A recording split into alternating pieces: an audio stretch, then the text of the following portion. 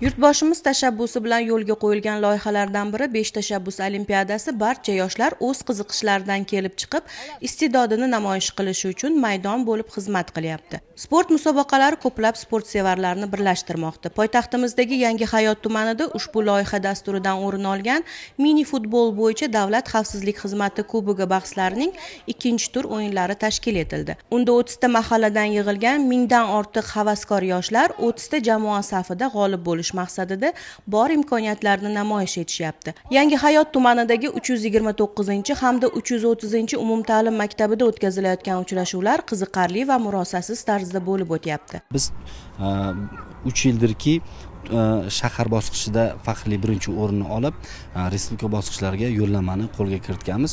Sport musobaqalarini muntazam ravishda o'tkazib kelinishi bu mahalladagi uyushmagan yoshlarni o'rtasida jinoyatchilikni oldini olish va ularni bo'sh vaqtlarini mazmunli tashkil etishga qaratilgan. Biz ushbu musobaqalarimiz orqali hozirga davr 1,5 mingdan ortiq yoshlarni ushbu musobaqada ishtirokini qamrab olganmiz. Dastlabki turdan 16 ta jamoa muvaffaqiyatli o'tib, ikkinchi bosqichga yetib keldi.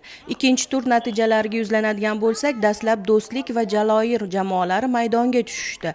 Unda Do'stlik jamoa vakillari raqib darvozasiga javobsiz 3 ta to'p yo'llab g'alaba qozonishdi. Navbatdagi uchrashuv Yangi Umid va Viqor jamoalari o'rtasida kechdi. Unda Yangi Umid mahalla yigitlari 3-2 hisobida g'alabani tantana qilishdi. O'yinlarda yaxshi faol qatnashib kelyapmiz va mahallamiz yuzini yorug' qilmoqchimiz.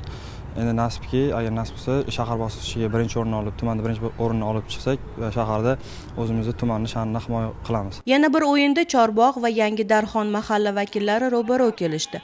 Unda minimal farq bilan Chorbog' jamoasi g'alaba qozondi.